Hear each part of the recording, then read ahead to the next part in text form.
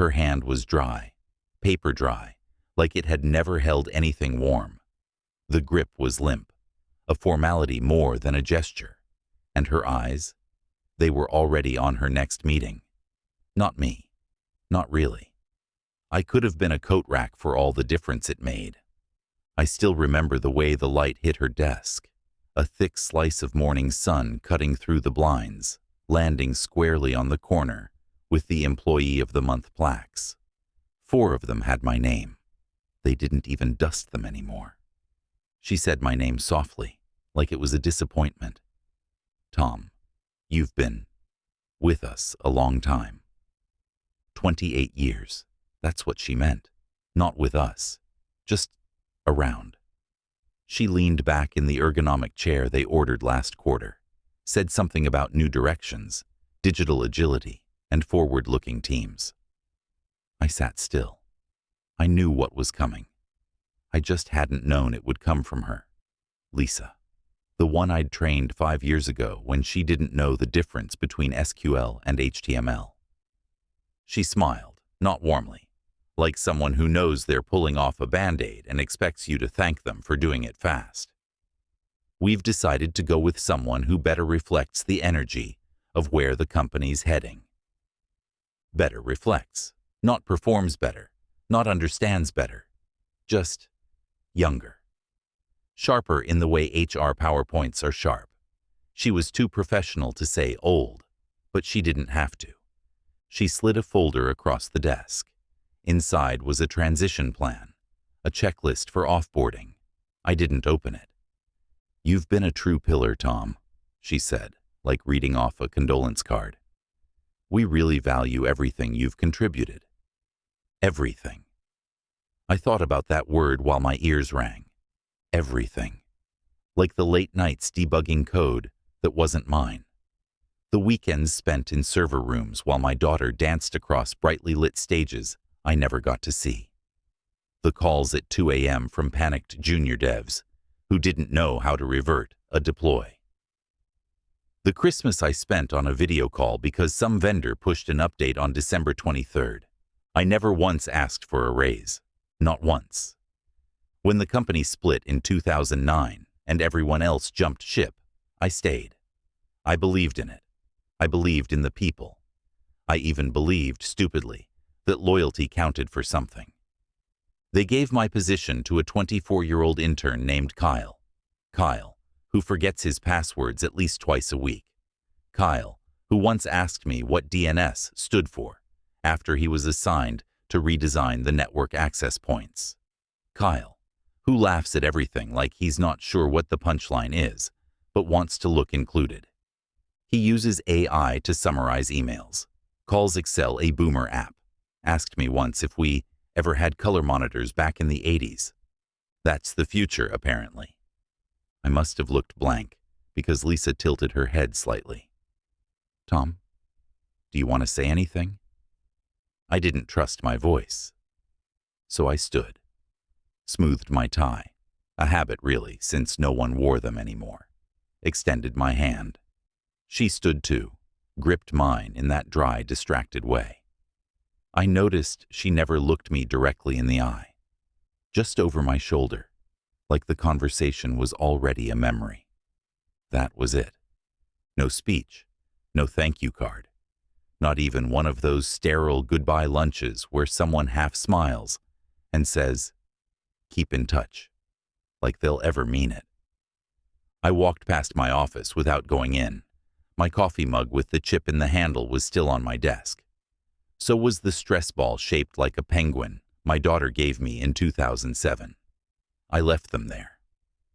Let Kyle decide what they meant. The elevator was slow, as always. I didn't mind. Gave me time to stare at my reflection in the metal doors. 53. Crow's feet, gray in the beard, a posture that used to be straighter, still sharp, still capable. But to them, past tense. When the doors finally opened, I stepped in, alone. Pressed G. No one followed. In the lobby, the receptionist, new, young, always on TikTok, gave me a distracted wave. I didn't return it.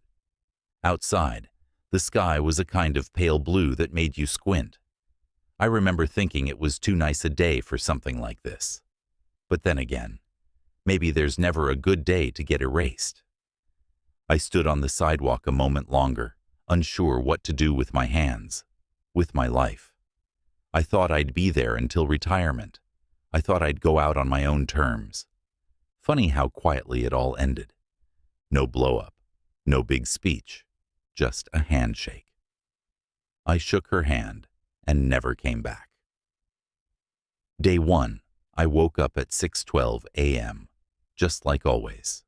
My body didn't know the difference. I shuffled to the kitchen, made coffee without thinking, then sat down at the dining table where my work laptop used to live. My hand reached out automatically, muscle memory, but landed on air. No laptop, no blinking cursor waiting, no emails, no pings, no reminders. Just silence. I stared at the empty wood grain for a long time. The coffee cooled beside me, untouched. I used to start the day with 70 unread emails and some intern tagging me in 5 Slack channels at once. Now, the only notification I got was a push alert about my lawn needing mowing. The silence didn't hum, it rang. My wife came down around 7. She was still tying her robe. "You're up early," she said, her voice soft, testing the temperature of the air. I tried to smile. "Couldn't sleep in." She nodded. No follow-up. We'd been married long enough for her to know when not to poke the bruise. Still, as she poured her coffee, she gave me that look. Quiet concern with a hint of sadness, like watching someone dress a wound, too proud to admit it still hurts. "I'm okay," I said. She didn't answer, just walked over and kissed the top of my head. That told me everything. Day 2, I cleaned the garage. It took 8 hours. I pulled everything out, laid it on the driveway like some kind of suburban garage sale to no one. Sorted every screw, bolt, and wrench like I was restoring order to a universe that didn't ask for it. I found a box labeled Tessa, Dance Recital 2006. Inside, pink ballet shoes, a crumpled program, and a DVD I never watched. I told myself I'd meant to, that I was just too busy at the time. Deadlines, sprints, launches. I don't remember what was so important that night, but I remember she danced. I sat in the garage for a while, holding the shoes. They were small, almost impossibly small. Day 3, I went to the coffee shop down on Maple, the one I always passed but never entered. I ordered something that wasn't quite coffee and sat by the window, pretending to read the news on my phone. Around me, people clicked away on laptops. Startups, freelancers, students. Their screens glowed with activity. I watched a guy in his 20s open 5 tabs, close 3, then start typing furiously while humming to himself. He wore earbuds and a Patagonia vest. I wondered if he was a Kyle too. At some point I realized I was staring. I looked down, fiddled with the cardboard sleeve on my cup. Outside, the world spun on. Meetings were being held, deadlines chased. Managers promoted people who wouldn't remember their names in 6 months. No one noticed the older guy at the window. Day 4, I updated my LinkedIn profile. I stared at the empty headline box for half an hour. What do you write after nearly 3 decades at the same place? Technology leader. Too vague. Veteran systems architect. Too outdated. Open to work. That one felt like surrender. I finally wrote, helping businesses transition legacy systems into modern solutions. It sounded fine, professional, marketable, hollow. I clicked, save. Nothing happened. No messages, no endorsements, no likes, just my own photo staring back at me. The same headshot from 7 years ago. I looked tired even then. That night, lying in bed beside my wife, I stared at the ceiling fan and let the questions in. Was I out of touch? Had I missed something obvious? Did I become what I swore I wouldn't? Just another guy who clung too long? I thought about the interns I used to train, how some of them moved up fast, spoke in agile frameworks and synergies. I'd taught them everything. Now they probably thought I was a dinosaur, a fossil in khakis and sensible shoes. Was I? I didn't sleep much that night. Day 5, the silence started to settle in like dust. Thick, dull, constant. I made breakfast just to hear something sizzle. My wife had already left for her shift at the clinic. The house was still, heavy. I sat in front of the TV, but I couldn't even pretend to care what was on. At 11:42 a.m., my phone buzzed. A text. From Jason. He used to sit across from me before the restructure shuffled everyone around. Smart guy. New dad. We weren't close, but we shared a lot of late nights when things broke and no one else was left. The text was short. You won't believe what happened. That was it. No punctuation, no follow-up. Just those 6 words. I stared at them, heart ticking a little faster. For the first time in 5 days, the silence stopped ringing. It leaned in, waited. The text came at 8:03 a.m., just as I was pouring cereal into a chipped bowl I should have replaced 10 years ago. Jason, he crashed the whole damn thing. You're not going to believe this. I stared at the message. Spoon paused midair. Another one came right after. Kyle overwrote the prod file, didn't back anything up, forgot the admin credentials, tried to brute force it. Whole dashboard's down. We lost 3 major clients this morning. I sat down slowly. 3 clients. Gone. I read the texts again, as if they might rearrange into something less absurd the second time around. But they didn't. Kyle, the whiz kid with motivational tweets pinned to his Slack profile, had done what I always feared he would.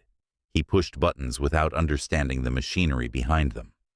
I didn't reply, just stared at the bowl of cereal until the flakes went soggy.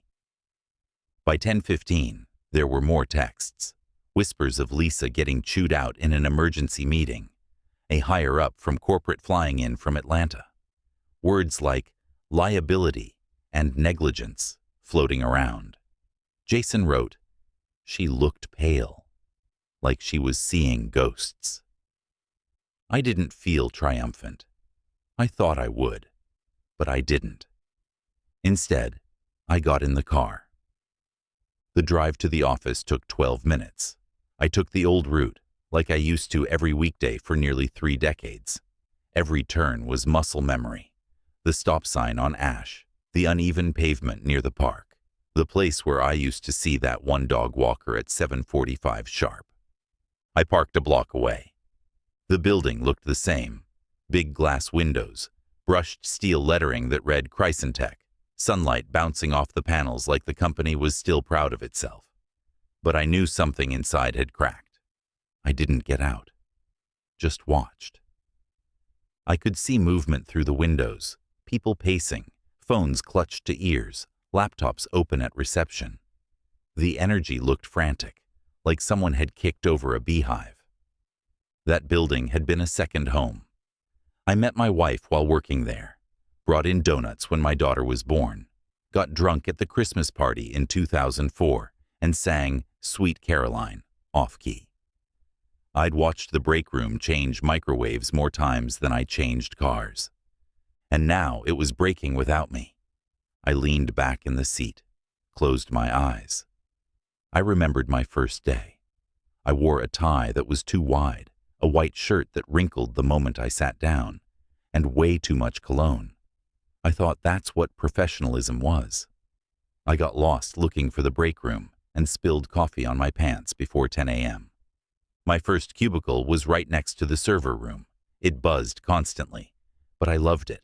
I loved the hum of it all, the rhythm, the sense that I was building something real. I remembered my first lunch with the team, Jim from procurement, Melanie from QA, Ramesh from IT. They took me to a terrible sandwich place, but I didn't care. I belonged. My phone rang. It was Jason. I let it go to voicemail. Then it rang again. I picked up. "Hey," he said, breathless. "Listen, they want to bring you in, just to stabilize things. You don't even have to come back full-time. Just consult. Temporary." I didn't answer right away. "They're desperate, Tom. Lisa's freaking out. I think she's scared she's going to lose her job." I looked at the building again. At the door I used to walk through with purpose. I imagined Kyle in my old office, probably Googling how to undo a Linux command he didn't understand. "You know that feeling," I said slowly, "when you drop a glass and just watch it fall? That frozen second when you know it's going to shatter but you don't move?" Jason paused. "Yeah. That's what this feels like," I said. "I watched it falling, and no one listened. They're listening now." "Too late," I said. "Tell them no." He was quiet for a second. "You sure?" "Yeah." I hung up, and then I cried. Not a sob, not a wail, just tears, quiet, sudden, and unstoppable, my hands gripping the steering wheel like it might hold me together. I wasn't sad. It wasn't grief. Not exactly.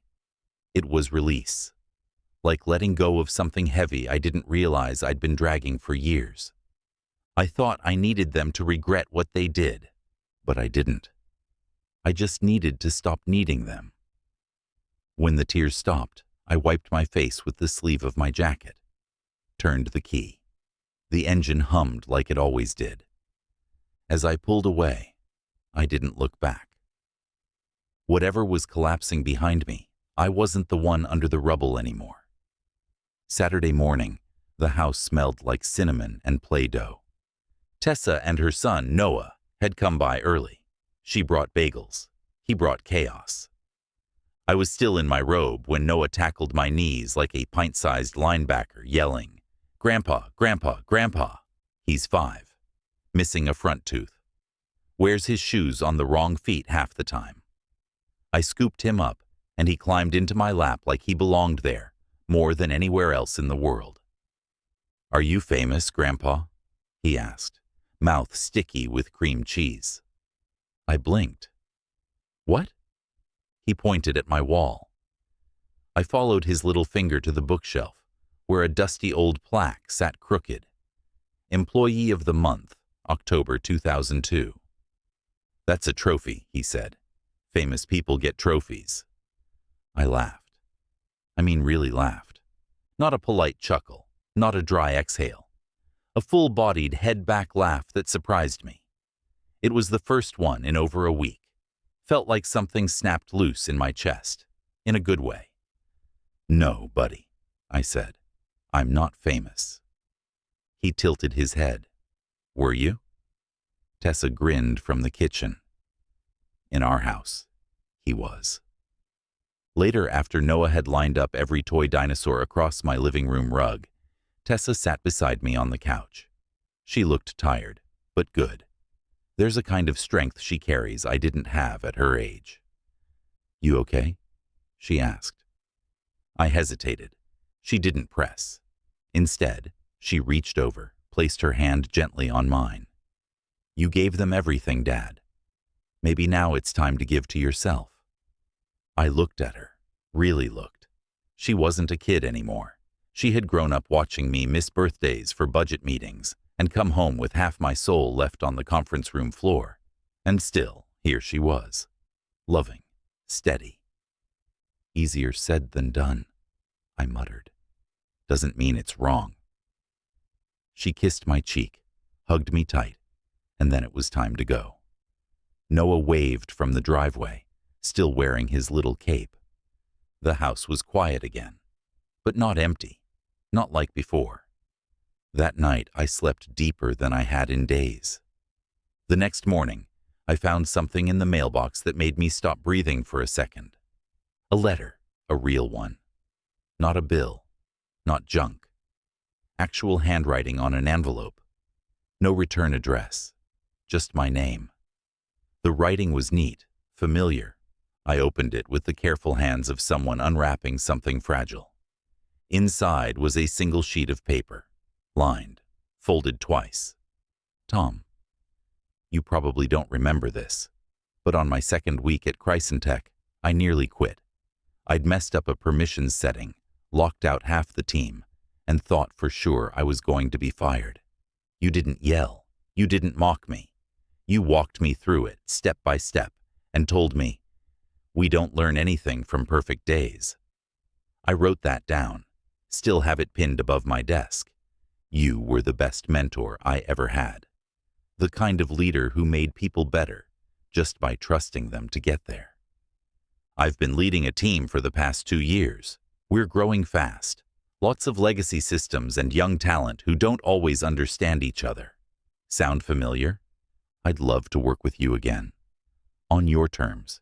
If you're ever open to it, just say the word. Mel. Mel. The intern who never asked questions unless she'd tried everything first. The one who stayed late shadowing me even when she didn't need to. She was sharp, capable, and, unlike Kyle, knew that leadership wasn't about volume. I read the letter 3 times. Then I sat at the dining table, pushed aside yesterday's mail, and pulled out a notebook I hadn't opened in years. A blank page, a new start. I started to write. Not a resume, not a job application, a plan, a real one. Consulting, but not the buzzword-heavy kind. I knew there were companies out there balancing on tech too old to survive another decade, with young teams who needed guidance and old systems that needed translating. I didn't want to climb anyone's ladder again. I wanted to build a bridge. Legacy systems, intergenerational leadership, transition strategy, cultural fluency in tech. That's what I'd offer. It wouldn't be big. It didn't have to be. Just real, honest work. Work that mattered. I wrote until the sun shifted across the floor and my coffee went cold. This wasn't revenge. This was rebirth. And for the first time in a long time, I wasn't looking backward. The cafe was warm, with the scent of roasted beans and fresh bread, and the low hum of morning chatter settled around me, like a blanket. I sat at a corner table near the window, the kind with just enough sunlight to feel alive, but not enough to blind you. My laptop was open, a notebook to the side, a fresh pen balanced on top. It had been 5 days since Jason's call, 5 days since I said no, 5 days since the weight finally slid off my shoulders like a heavy coat I didn't realize I'd been wearing for years. Now, I was here. The Zoom call connected. My screen flickered, then stabilized, revealing 3 faces, mid-20s, maybe early 30s, hoodies, glasses, tired eyes. One of them had a dog in the background. Another was drinking from a coffee mug that said, "Move fast and don't break things." Too late for that motto, I thought. "Hey, Tom," one of them said, cheerful and clearly relieved I wasn't 100 years old. "Thanks for taking the time." "My pleasure," I said, adjusting my headset. They introduced themselves, early-stage fintech startup, rapidly growing, inherited a Frankenstein of legacy code from a previous acquisition. They were smart, no question about it, but they were knee-deep in systems older than they were, and it was starting to show. I listened. I didn't interrupt. I let them talk through the problem, how their client dashboards were glitching, how they couldn't trace a dependency chain, how documentation was a myth at this point. When they finished, they looked at me, waiting, hoping I wasn't about to unload jargon or make them feel small. I smiled. "You're not broken. You're just tangled." They laughed, a little nervously. "I've seen worse," I added. "Hell, I've built worse." They relaxed. I started slow, explaining where old code hides its secrets, how to identify the invisible hands in a system built by ghosts, why documentation wasn't about pretty PDFs, but about shared language. They asked questions. They took notes. They lit up when things clicked. And I realized I still loved this part. Not the firefighting, not the scrambling to prove myself, but this, guiding, teaching, watching the light go on behind someone's eyes. "You're really good at this," one of them said, as the call wrapped. Do you do longer-term contracts?" "We can talk about that," I said. He grinned. "Awesome. I'll loop in our ops lead. Expect an email?" "You got it." They logged off. The Zoom window closed, and I sat back, letting the moment settle. It wasn't revenge. This was something better. Not every ending has to be a reckoning. Some are just exits, quiet ones where you shut the door and step outside into something new. My phone buzzed. Another inquiry. Someone Jason had referred me to. Word was spreading faster than I expected. I smiled. It felt good. Not loud, not flashy. Just good. I closed the laptop gently, like sealing a chapter. Across the cafe, the barista turned the radio up. Something soft. Jazz, maybe. I glanced out the window, watching people cross the street, faces half buried in scarves and phones.